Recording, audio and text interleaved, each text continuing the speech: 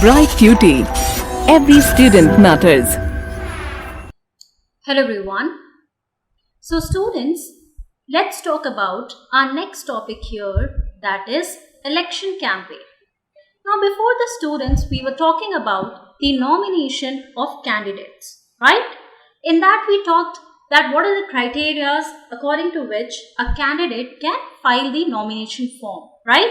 And also we talked about the election commission and also what are some of the conducts, the code of conducts that they have laid down for the candidates specifically, as in what they have to follow and what are the rules regarding the nomination, the filing of the nomination forms. Okay, we also talked about the minimum age criteria for the candidates who can file the nomination form. Okay, so these were some of the points that we learned in our previous topic. Right now we are going to talk about the election campaign. Now, if you remember, we already have discussed about the process in which the elections are held in our own country, right? So, election campaign is one of the important components here when we are talking about the process in which elections take place in our country. Now, the most important point here when we are talking about elections is what? Is obviously choosing the representative. Now, is choosing the representative the only idea? No. When we are talking about elections, here we have to understand that choosing the right representative is the most important task that is given to the common people, that or the supreme power that the common people they enjoy. Choosing the right representative. Why am I emphasizing on this point here? Because here we have to understand that just merely going there and voting is not the only task for the people. They have to understand that who is the right candidate, right? Who can rule the country, who can work according to the laws laid down in our constitution, and who can look for the welfare of the common people, who can work according to the welfare of the common people, who can work in the favor of the common people. Now, these are some of the important points that people they have to keep in mind while they are going to vote for their respective candidates or respective representatives that they want to elect, right? That they want to win in the elections. Now, here there are some important points that you must keep in mind. The first point here is that free and open discussion about party which will give a better government. Yes, students. Now, when we are talking about choosing a representative, how are people going to do that? Definitely, they need to discuss it with other people. For example, in your own family members, when we are talking about at personal level, let's say at personal level, in your own family, you can see your parents, your grandparents, your uncle and aunts discussing, having a political discussion, talking about certain leaders, certain ministers of your own state. Or we can talk about our prime minister, the work that they are doing. We can talk about certain political parties, compare the works that they have done. So these are certain discussions that happen, certainly when we are going to choose our representative. And this obviously happens when we are talking about the elections, right, students? So the most important task here is to have free and open discussion about the parties that can form a better government. Now, when we are talking about a better government, what does that mean?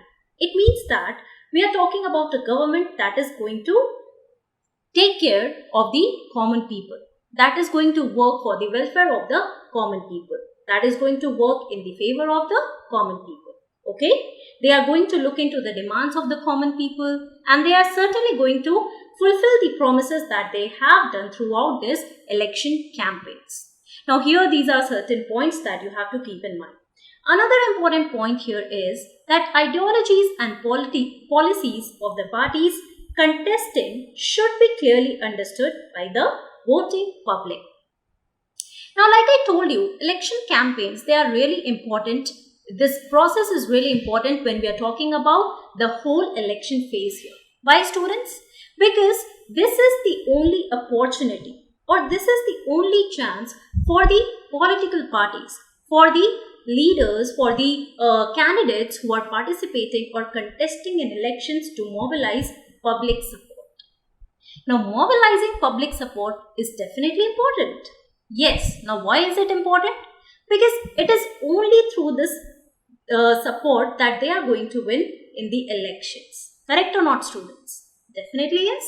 So, ideologies and policies of the parties contesting, they should be clearly understood by the voting public. Now, people who are going to vote, they have a major responsibility. Like I told you, it's not just merely, having this responsibility of going and voting. No, they have to understand that this is a very big task. They have a major responsibility. They have to choose a wise leader who can run the country, right? Taking all the responsibility, looking for the welfare of the common people, and also fulfilling the promises. These three key points you have to keep in mind here. So, the voting public, they have to understand what are the ideologies of these political parties. What are the agendas of these political parties? What are the policies that they are going to work out, right, when they win the elections? Now, is it in the favor of the common people or is it just in the favor of the political party? Yes. So, here we have to understand that both common people along with the candidates who are contesting in elections, they have to mobilize the support, and the public, the voting public, they have to understand these ideologies and the policies laid down by these political parties. Now, when we are talking about the election campaign period, we have to see that a 2-week gap is kept between the declaration of candidates and polling of votes. Now, you have understood the whole process, right? The phase in which elections are taking place here. Now, when we are talking about filing of the nomination form, now once the candidates, they have been declared, okay, now in certain constituency, X is the candidate who is going to stand in the election from this certain political party. Now, why is the certain candidate who is standing for the election from this political party? Okay, someone is standing from BJP, someone is contesting from Congress party, someone is contesting from CPI, the Communist Party of India. Like I told you, there are 7 major national parties in our country. Certain state parties are also there, right? So, all these parties, they have their candidates declared.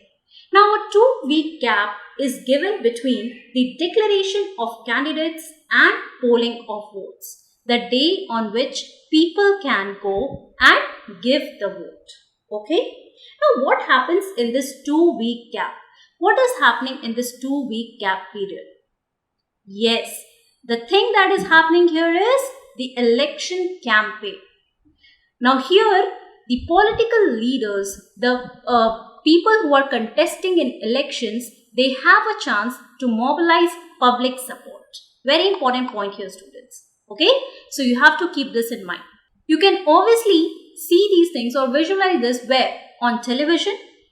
You can see how political leaders, they rally, they go in the rallies, right? They are giving speeches.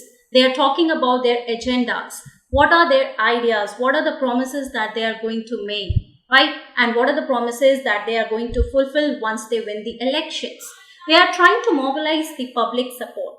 So, these are some of the important points when we are talking about the election campaign.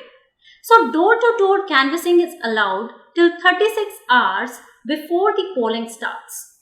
Now, before the day of the election, at a certain place, we see that till 36 hours, okay, before that, these leaders, these candidates, not leaders, but these candidates, they can go door to door, they can go and mobilize and ask for support of the common people.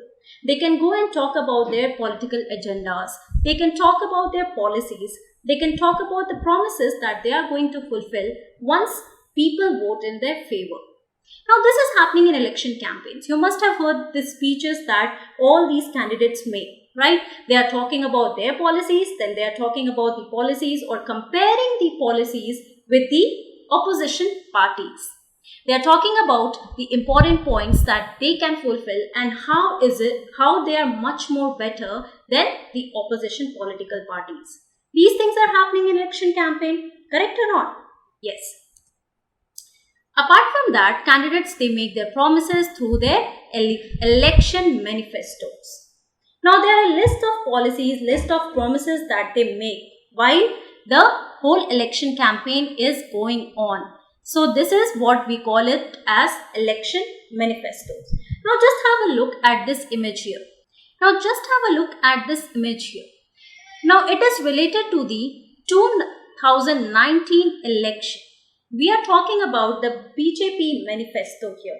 Okay, I'm just giving you an example to make you understand what do we understand by these election manifestos. Here we are talking about the promises that the parties that they will try to fulfill, their agendas that they are going to focus on once they win the elections. Now, if we are talking about the BJP manifesto for 2019 elections, they are talking about what? They are promising for development.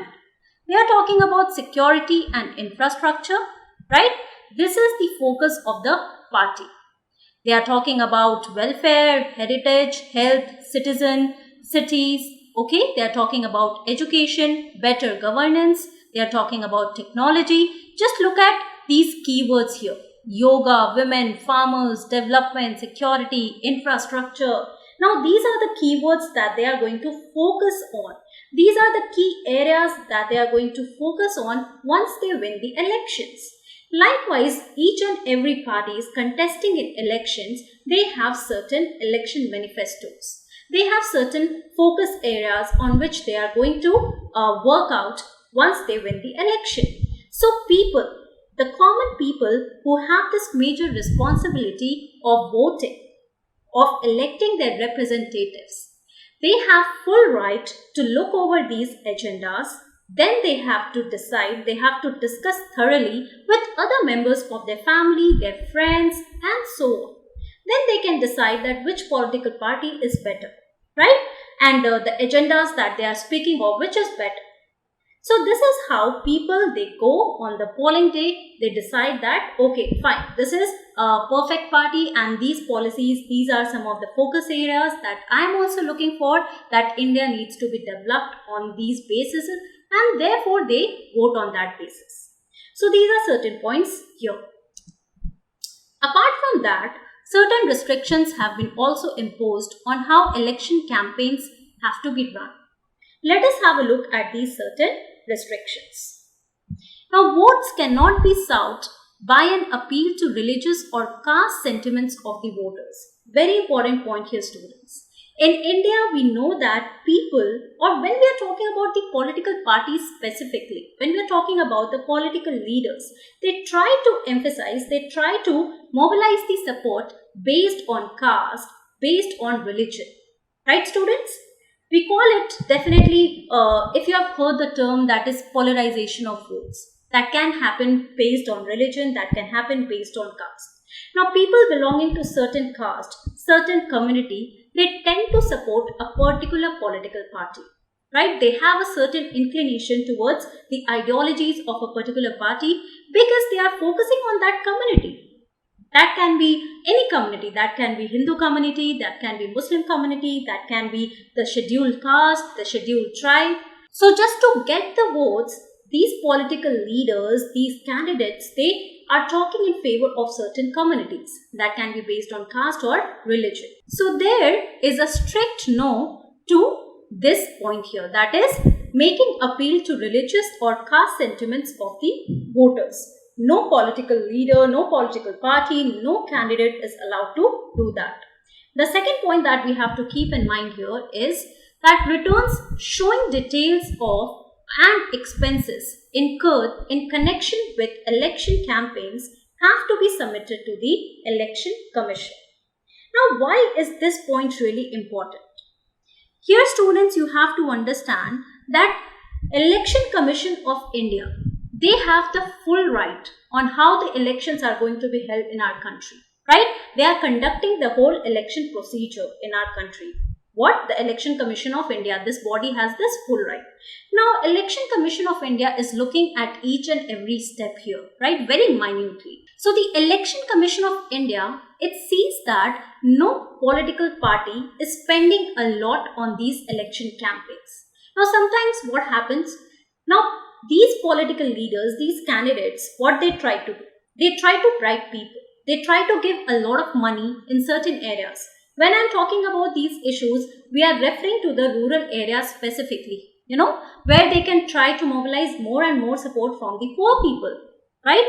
These people, they get money, and in return, the political leaders, the political parties, they are asking for votes. Sometimes this happens in our country. You can find it on the news. And it was very common when we are talking about some years back. But today, we see that the Election Commission of India, it has been very vigilant, and throughout they are looking at these election campaigns, and they are watching at the political parties, looking at each and every step, and therefore the returns and details of all the expenses that we are talking about that have been spent by these political parties in the election campaigns, they have to be mentioned to the Election Commission of India.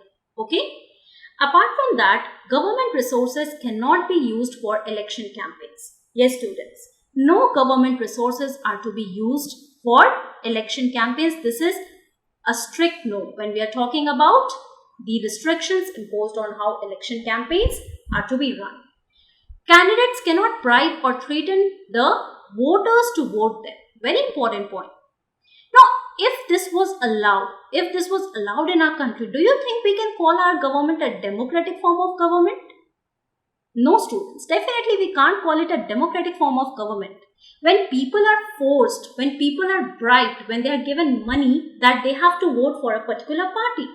So if this is happening in the country, definitely it is a problem, a corruption issue that can happen in the country. And these people, the political parties, they are fighting for corruption, they are fighting for poverty, hunger, and so many other issues that are happening in our country. But here, if they are following it, how can you think that they will run the country properly? Definitely they cannot run the country properly, right? So here, the Election Commission of India, they also see to it that these candidates who are contesting in the elections, they cannot bribe, they cannot threaten the voters to vote them. They can't ask them forcefully that you have to come and vote for me. So these are certain points that we have to keep in mind while we are talking about the certain restrictions imposed on how election campaigns are run in our country. So this was all about the election campaigns. In our next topic, students, we are going to understand about the polling and counting of votes. Thank you very much.